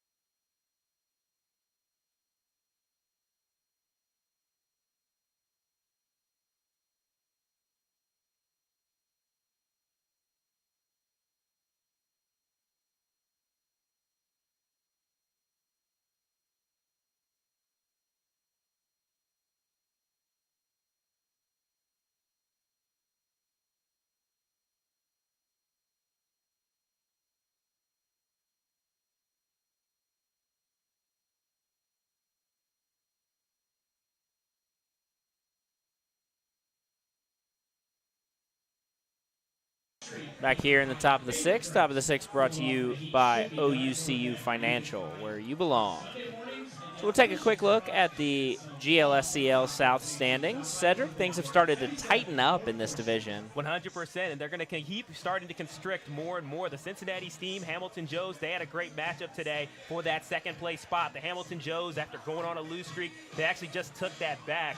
So now they are up 15-12 on the year, so doing fantastic there. So the Copperheads will have a chance to be able to play the Joes also in the future. But overall in the standings, the Xenia Scouts have been the team to beat as of lately. It seems to change with every game we do, Tim, sitting at 14-11. Steam and Joes, 14-12. We've seen the update, so it's now 15-12 for the Joes. 14-13 for the Steam, followed by the Settlers at 14-12, Richmond Jazz 13-13, Mariners 11-14, and Copperheads at 8-14, looking for win number 9 here at Bob Arin Stadium. And one thing, like Lucas talked about in the top of the 5th, is how quickly a team could get on a roll. 4.5 games. I mean, yeah. like, if your favorite baseball team in Major League Baseball, how many games are left in this half, fellas? believe 18. 18 games left in the season. 23, and we have 23. 15. No, so this is game 23 out of 38, so we have 15. 15. Okay, if your favorite baseball team were down 4.5 games in the division with 15 games left, I would hope you didn't give up hope. There's always a path, especially in the sport of baseball. So them being up 4-0 right now, it's huge. It's nice. I'm not going to say it's huge. Just getting a win over Jazz is just one step at it. But, you know, you string together 4 wins, all of a sudden you're 2.5 back with 11 left. Now it's way different. And it would definitely end up being a tight finish if they want to make the playoffs, but still in the range of possibility. They got to go now, though, obviously. They certainly do, Lucas. And one thing to the Copperheads' advantage is that there are plenty of games left. They have played the least number of games. We've had a lot of rain delays, a lot of weather delays, and we have a lot of our games stacked up in the month of July compared to some teams who had them more stacked up in the month of June. So even though we look at the doubleheader tomorrow, right? Yes, we do. Got the doubleheader against the Scouts. Win. That's 3 in a row. You catch it right. Now they're 3 games back. I mean, it just will stack up so quickly. But it's got to happen now for the Copperheads. What I've seen tonight, they have some pretty good ball players. Not researched well enough to tell you guys, though, if I can sit here and predict a run from the team. Got 5 All-Stars on the team, so a couple of guys that have established themselves. We see the first baseman, Josh Steidel, normally plays catcher. He'll be the All-Star starter behind the dish. Mason Nadolny plays third base. He'll have the night off. He's actually had the last couple of nights off because he played, I believe it was the first 12 or 13 games at third base, so he's getting a little bit of break here in the middle of the season. And then closer, middle relief type guy, Luke Borer from OU, and then Daniel Walter, who pitched a couple of days ago. Both of those guys will get a chance to pitch an inning as well in the All-Star game.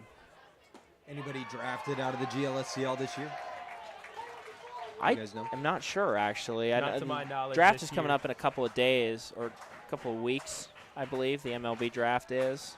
Yes, it is. So, and, of course, a lot of teams making comebacks as well because we are in the COVID time now where Copperheads haven't played in 3 seasons. Settlers have not played in 3 years as well. So, again, it can allow – it's great seeing the Copperheads come back into the Great Lakes Summer Collegiate League, and we've seen some other teams play as well. Rung him up, strike 3, and dollar off beers will be a thing here at Bob Wren.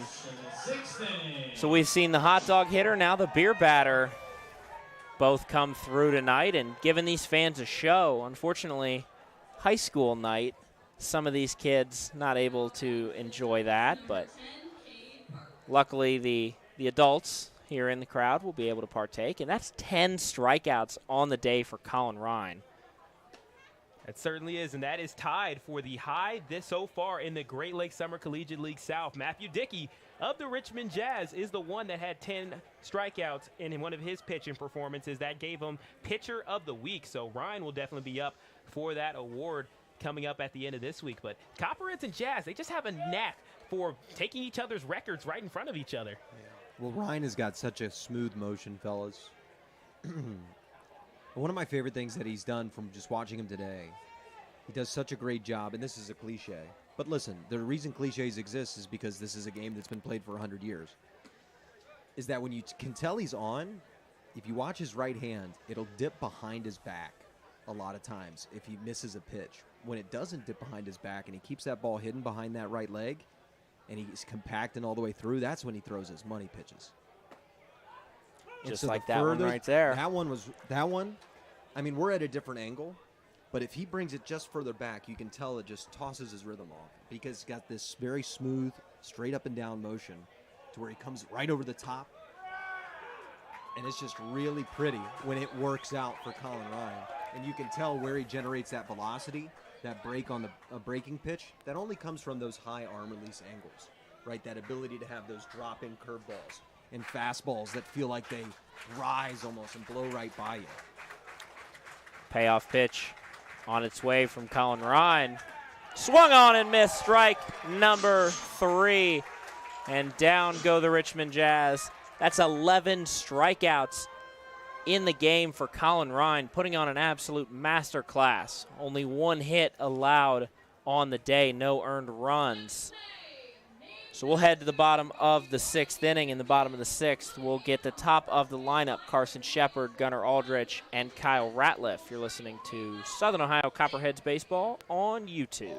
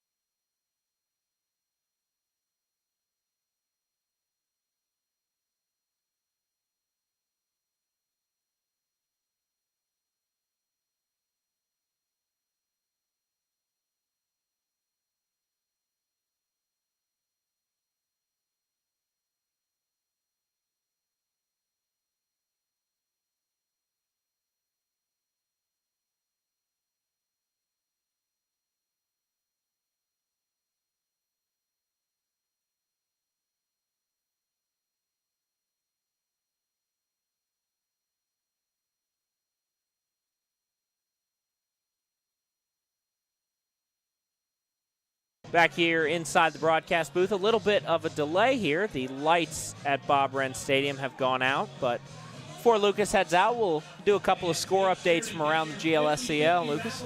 Yeah, been a long time since I've done a GLSCL score update, I'll tell you. Some of the games have finished today.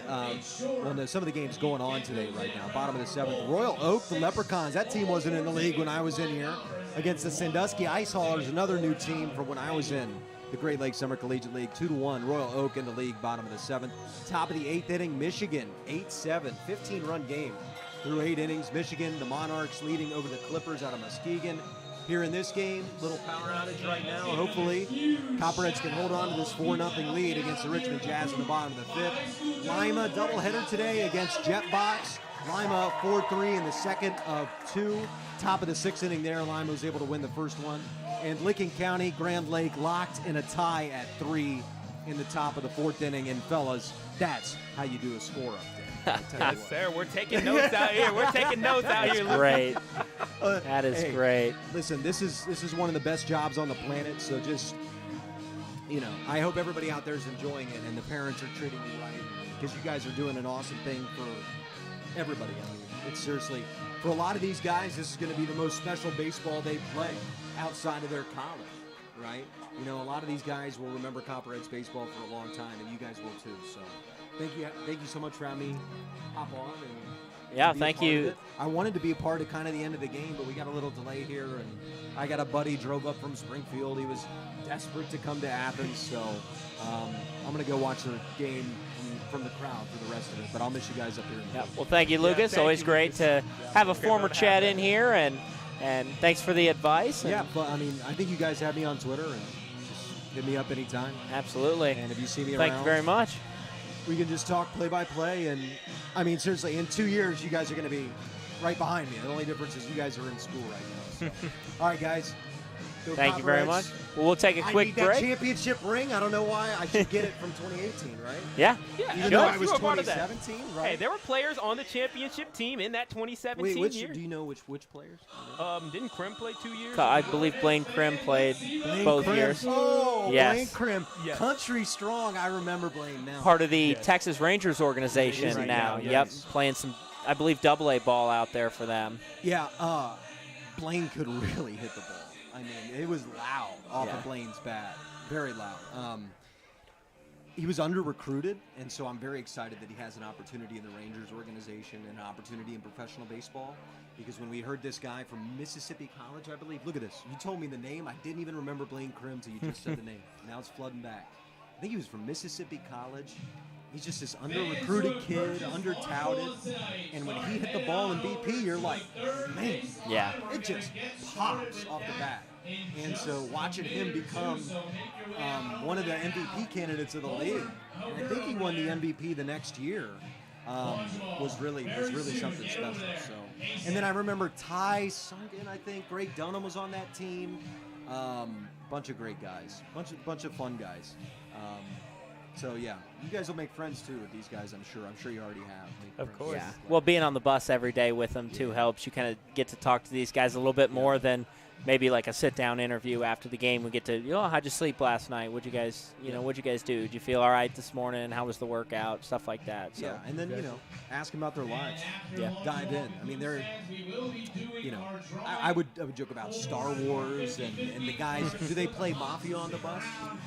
No. They play that game? Oh, no Mafia on the bus. Have you ever played Mafia? Maybe outside when I was a kid. We used to have that outside whenever it got dark. We maybe had like some older brother or older cousins maybe in town. We'd all gather all the kids in the neighborhood around. We'd play some Mafia and do that sort of thing. Yeah, I mean, on the bus it's a great game because everybody's just there and so, I was on buses, they play that and everybody's laughing in the back and it's a really great experience. So what was sad about the Copperhead summer though is over here at River's Edge, we'd get back, and we were actually home for the NBA Finals, and I'm a big Cavs fan, and so I had to watch that at River's Edge. Kevin, the eventual death of the Cavs, trying to talk myself out of it the whole time, like, no, we can beat the greatest team ever formed.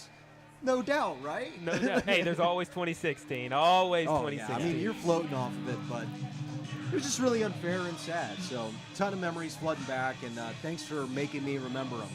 Bringing Absolutely. back stories like Blaine Prim. So, thanks a lot, guys. Absolutely. Hopefully, we get a ball game for you guys to call. We do. Yes, sir. Well, like I said, we'll take a quick break. As always, Lucas, thank you for joining us. And enjoy the rest of your time in Athens. And do a fantastic job.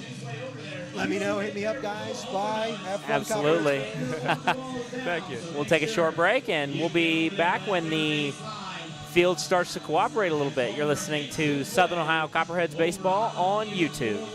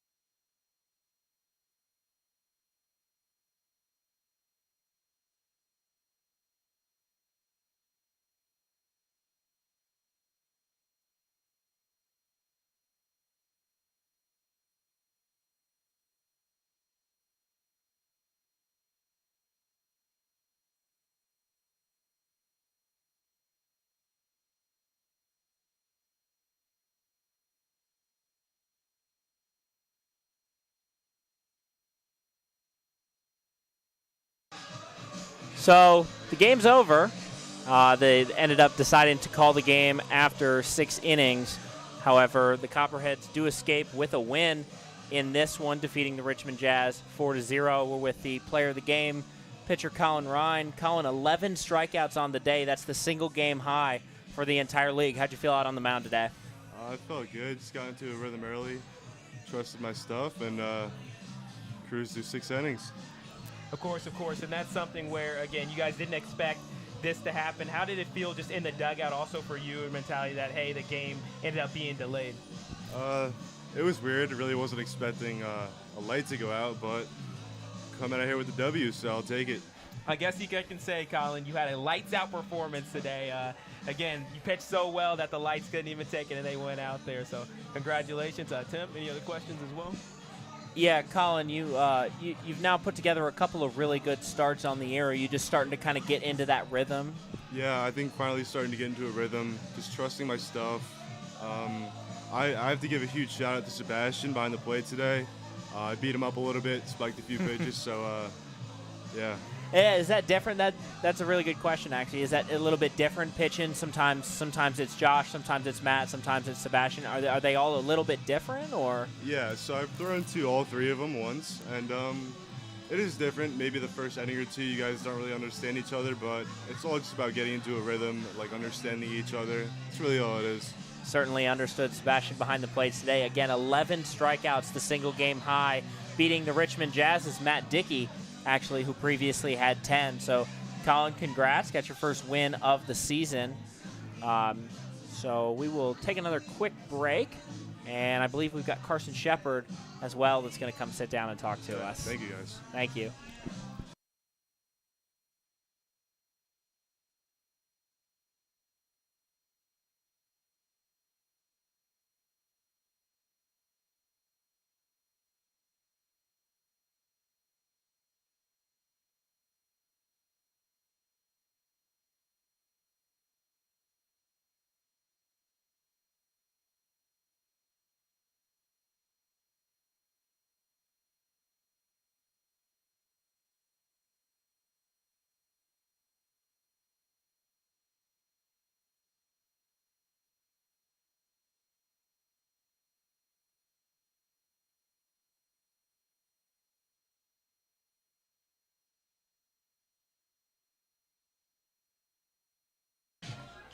Alrighty, we're now joined by Copperheads third baseman Carson Shepard. Carson, 2 RBIs on the day, had a really nice single, got those guys across. How'd you feel out there at the dish?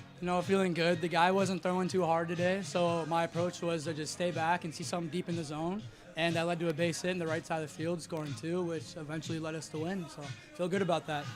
Carson, one thing we've noticed these last couple of games is you can kind of play anywhere in that infield. Yep. So is that something you kind of wanted to work on a little bit this summer, is getting familiar with third, short, second? Yep. So my freshman year at Ohio, I only played second base. So I came here and I said I want to expand, and I didn't have too hot of a start at shortstop, so they moved me over to third base. Wherever I can get playing time, wherever I can to help the team, that's all I can do. Carson, one thing I want to ask you, of course, with all those infield positions that you played this year, do you have one that just feels at home to you? I do like third base. Third base is my newest position. It's the one that I'm least comfortable with, but I like it the most, and I feel that if I keep going there, I could find myself a home over there at third base. Awesome. Carson, you had a few days off now. You guys had one day off that was scheduled. The Steam game ended up getting moved, and now we have this game being cut short. How did you spend the days off?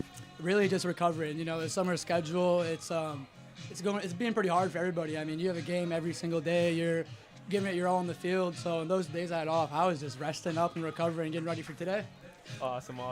Well, you had a great performance today. Of course, your runs really made a difference in this game. And when it's all said and done, Copperheads getting a dub. I love to see it. Thank you. Yeah, one last thing on that, getting that win and getting back in the win column. I don't know if you know this or not, but you guys are still only 4.5 games out of first place now. So something about what do you think this team can do to put together runs or put together wins and get on a run to put it in reach, because it really is. Just players coming to the field, being ready to play. I mean, we know now that we obviously there's 2 dubs in a row, so we're gonna keep rolling off that. We have momentum, which is good. We haven't had too much momentum all year, so now to have momentum, that's really good to keep it going. Have our pitchers throwing a lot of first pitch strikes, getting ahead in the count. Hitters attacking fastballs in the zone and getting really good swings off, and most importantly, timing hitting. Because if we don't have timely hitting, we can have runners out there, but it doesn't mean much if we can't get them in. All righty. Carson, thank you very much for your time. Good luck tomorrow. Thank you. And we'll be right back with our, yep, there he is. Come on in, Coach. Go, what up, Coach Lennon? Thank you, boys. Yep, Yep, no problem, thank you, Carson. Carson. Peace out. Now joined by How are the y'all? Doing coach of very the Southern well. Ohio Copperheads, long TJ day. Lanning. Coach, 2 in a row now. First time in a while that we've put Yeah. together a bit of a win streak here. Yeah, super excited for the guys, come out and do that. I mean, give it up for Colin Ryan.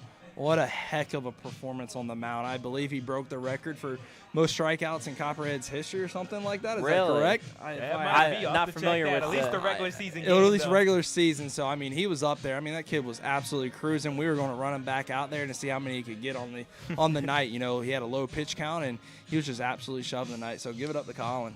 First thing on that, Coach, only having to use 1 pitcher tonight with that doubleheader coming up tomorrow. How big is that That for this is rotation? huge. It's absolutely huge. We had a lot of games and a lot of innings to fill this week. We have 2 tomorrow, 1 the next day, and 1 the following day. So that absolutely helps out a lot. I think everyone should be available tomorrow. So definitely helps out a lot.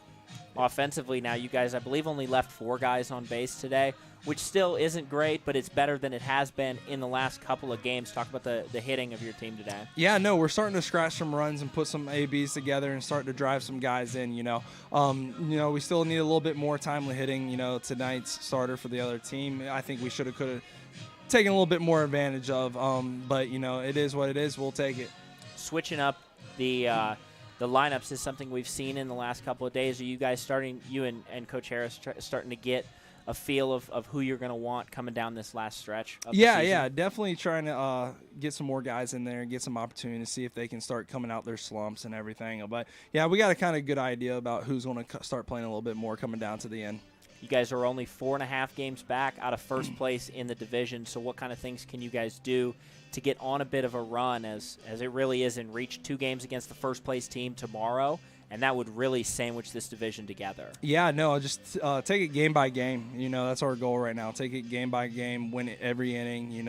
I think I was just talking with Bill. He said that we were the last-place team going into it when we won the whole thing, So we're going to stick around and see what we can do. Course, and Coach, you guys had 2 days off before this. How did you spend those days with your team? Did you guys do any formal practices, or did they do a lot of work on their own in recovery? Yeah, a lot of work on their own.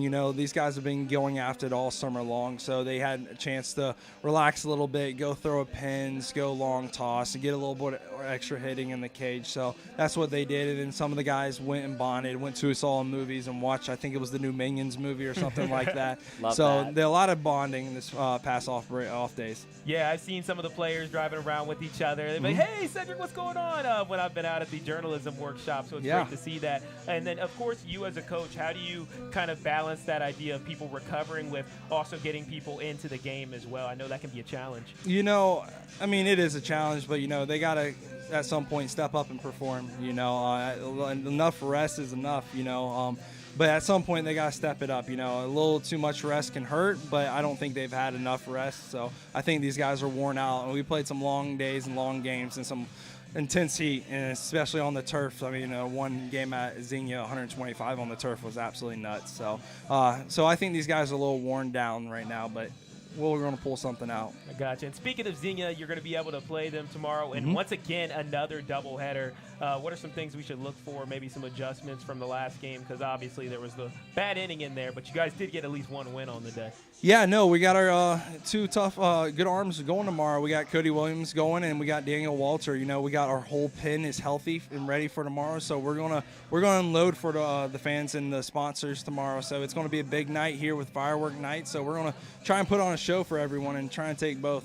But Coach, we look forward to it. Awesome, Coach. You guys will have 2 more chances to get it done tomorrow. Thanks as always for the time. Yeah, thank y'all. Go Cheads. 5:05 and 7:05 will be the first pitch for those games. Don't forget, it's firework night tomorrow, too, so bring the whole family out to the ballpark, get a little chance to interact with Coach Lanning and some of the other players after the game. I know it means a ton to them as well to get out there and talk to those players. So for all of us here at the Southern Ohio Copperheads, Sedric, Granger, I'm Tim Hanna. Thank you very much for watching. Have a great night.